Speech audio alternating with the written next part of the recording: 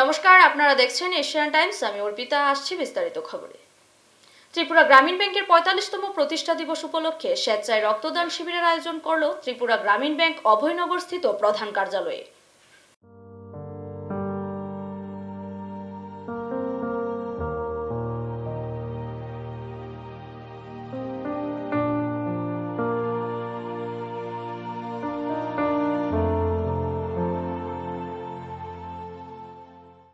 উপমুখ্যমন্ত্রী বলেন, ভারতের প্রধানমন্ত্রী ঘোষিত যোজনা পিএম কুসুম ও নাবার্ডের সহযোগিতায় বেনিফিশিয়ারিদের সেচের জন্য খুবই অল্প অর্থের বিনিময়ে পাম্প ও ১ লক্ষ টাকা করে দেওয়া হবে, যাতে করে বেনিফিশিয়ারিরা উপকৃত হন। ত্রিপুরা গ্রামীণ ব্যাংকে কিষাণ ক্রেডিট কার্ড গত বছরের তুলনায় ৫ গুণ বেশি হয়েছে বলে জানান জিষ্ণু দেববর্মন। ত্রিপুরার রাজ্য সরকার কৃষিকে প্রধান গুরুত্ব দিচ্ছেন বলেও জানান তিনি। ত্রিপুরা গ্রামীণ ব্যাংকের রক্তদান শিবিরের আয়োজনকে খুবই প্রশংসনীয় উদ্যোগ বললেন উপমুখ্যমন্ত্রী জিষ্ণু দেববর্মন। রক্ত তো আর বানানো যায় না, কেনাও যায় না, সেটা দানই করতে হয়, মানুষ মানুষকে দান করে। তখন আমি বারবারই বলি, যদি কি বলবো, গণতন্ত্রের সবচেয়ে বড় প্রতীক হলো রক্ত। রক্ত এক, ঠিক আছে, মানুষ মানুষকে দান করে। It is a very Democratic, what is symbol of democracy I think is blood. Tripura Gramin Bank is one of the fastest growing rural banks. We are very proud of it. It's a very lovely institution, and as finance minister I have worked with them very closely. অনেক কাজ আমরা করেছি একসঙ্গে, এবং নাবার্ডের সঙ্গে অনেক কাজ করছি আমরা RIDF এর থ্রুতে। Bureau report, Asian Times.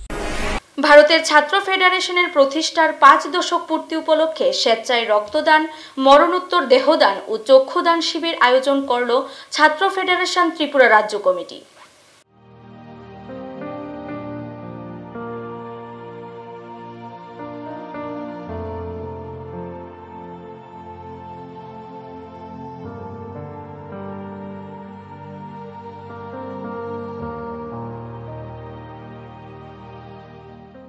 উপস্থিত ছিলেন রাজ্যের প্রাক্তন মুখ্যমন্ত্রী মানিক সরকার, SFI রাজ্য সভাপতি সুলেমান আলী সহ ভারতের ছাত্র ফেডারেশনের কর্মীরা। প্রাক্তন মুখ্যমন্ত্রী বলেন, ছাত্র ফেডারেশনের প্রতিষ্ঠা দিবসে কর্মীরা যে কর্মসূচি হাতে নিয়েছেন তা খুবই প্রশংসনীয়। দুর্বলতা হচ্ছে তোমরা যারা এই লড়াইয়ের মধ্যে আছো, তোমাদের ফেস করতে পারছে না, মোকাবেলা করতে পারছে না, কারণ সেদিক থেকে তোমাদের আদর্শ চিন্তা ভাবনা চেতনা অনেক বেশি অগ্রসরমান।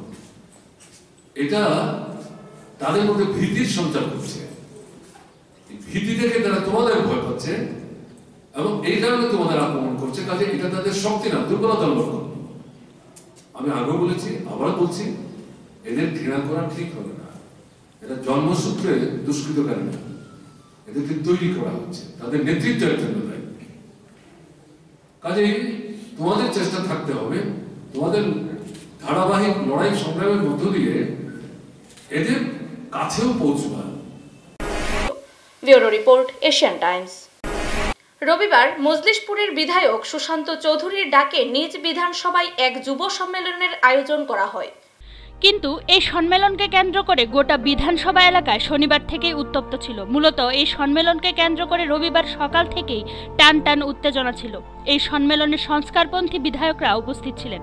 বিধায়ক সুদীপ রায় বর্মন, আশিস সাহা, রামপ্রসাদ পাল, আশিস দাস সহ আরো বহু বিধায়ক উপস্থিত ছিলেন।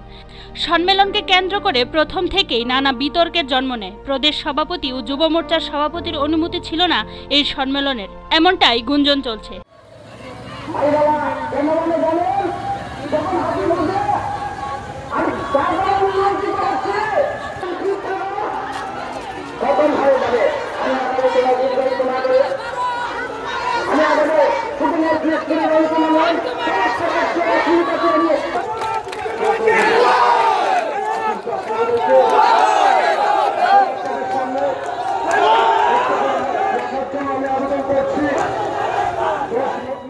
তবে সংস্কারপন্থী নেতৃত্বদের দাবি দলের স্বার্থে ও সংগঠনের স্বার্থে এই সম্মেলনকে বানচাল করার জন্য রাজ্য কমিটির কয়েকজন নেতৃত্ব ও মজলিশপুরের 1-2 নেতৃত্ব চেষ্টা করেছিল বলে অভিযোগ।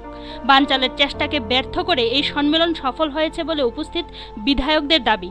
রামপ্রসাদ পাল বিজেপি দলের আদর্শ ও রীতিনীতি তুলে ধরেন। পাশাপাশি সুদীপ রায় বর্মন কৃষক আন্দোলনের পেছনে বিরোধীদের হাত বলে দাবি করেন। তবে বিধায়ক সুশান্ত চৌধুরী ও আশিস দাস ভাষণে নাম না করে কয়েকজন রাজ্য নেতৃত্বের বিরুদ্ধে নানান বিষয়ে অভিযোগ তুলেন। অনেক ষড়যন্ত্র আছে যাতে প্রোগ্রামকে বানচাল করা যায়, তো সেই ষড়যন্ত্রকে উপেক্ষা করে, বিভিন্ন গুজবকে উপেক্ষা করে আপনারা দেখতে পাচ্ছেন এখানে মজলিশপুরের জনতা এখানে উপস্থিত হয়েছে। মানে একটা কথাই তারা প্রমাণ করতে চাইছে যে তাদের বিধায়ক হিসেবে আমি ডাক দিয়েছি, আমার প্রতি তাদের আস্থা রয়েছে, পঞ্চায়েত সমিতির প্রতি আস্থা রয়েছে, মণ্ডলের প্রতি আস্থা রয়েছে, এটাই আমরা বার্তা দিতে চাইছি। এবং আগামী দিনে আপনাদের মাধ্যমে সারা রাজ্যে এই এলাকার সমস্ত যুবকের কাছে আমি আহ্বান জানাবো যে স্বৈরতান্ত্রিক সিপিএম ফায়দা লুটতে চাইছে, ঘোলা জলে মাছ ধরতে চাইছে, যাতে কোনো অবস্থাতেই সেদিকে ভুল পথে পরিচালিত না হয়। এবং সিপিএমের মদত করে দেওয়ার জন্য যে সমস্ত গোষ্ঠীরা আমাদের মধ্যেও সক্রিয় রয়েছে তাদেরকে আমি হুঁশিয়ারি দিতে চাই যে মজলিশপুরবাসী সেই ষড়যন্ত্রকে বরদাস্ত করবে না, এবং আজকের এই উপস্থিতি জনঢল সেটাই প্রমাণ করে দিয়েছে। Bureau report, Asian Times. Joint movement committee 10,323 গণ অবস্থানের 21তম দিনে প্রয়াত 10,323 কর্মচ্যুত শিক্ষক শিক্ষিকাদের শ্রদ্ধাঞ্জলি জানালো জয়েন্ট মুভমেন্ট কমিটি 10,323 চাকরিচ্যুত শিক্ষক শিক্ষিকারা।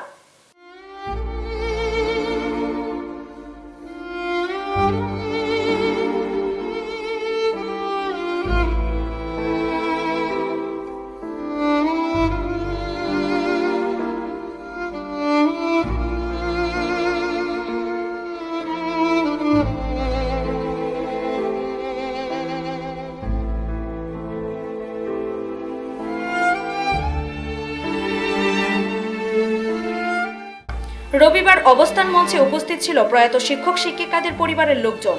জয়েন্ট মুভমেন্ট কমিটির নেতা বলেন, মৃত শিক্ষক শিক্ষিকাদের পরিবারের লোকজনদের জীবনযাপন করার দুর্বিষহ হয়ে উঠছে। সরকার একটু মানবিক দৃষ্টিতে ওনাদের একটা স্থায়ী সমাধান করুক, এটাই আবেদন রাখেন।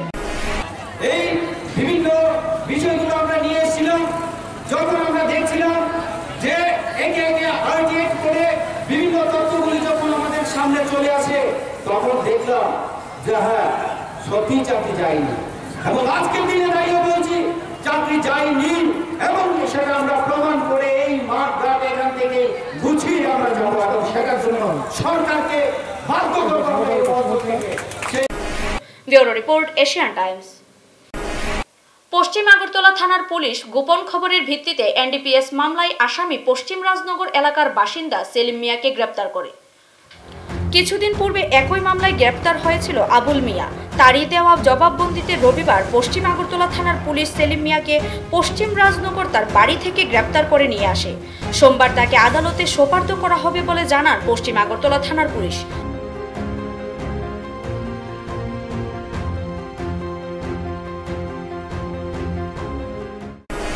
West Agartala PS case number 190/2020।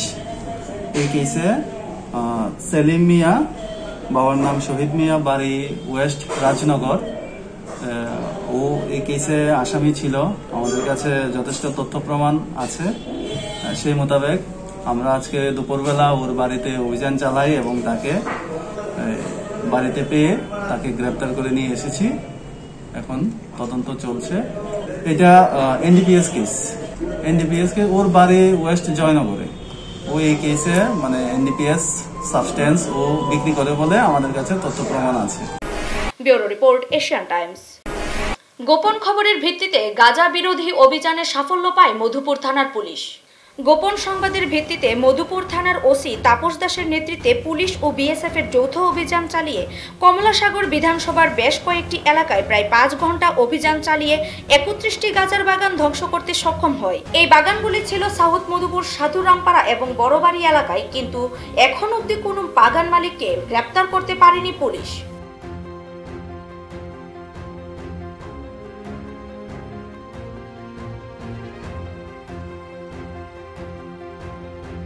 Bureau report, Asian Times.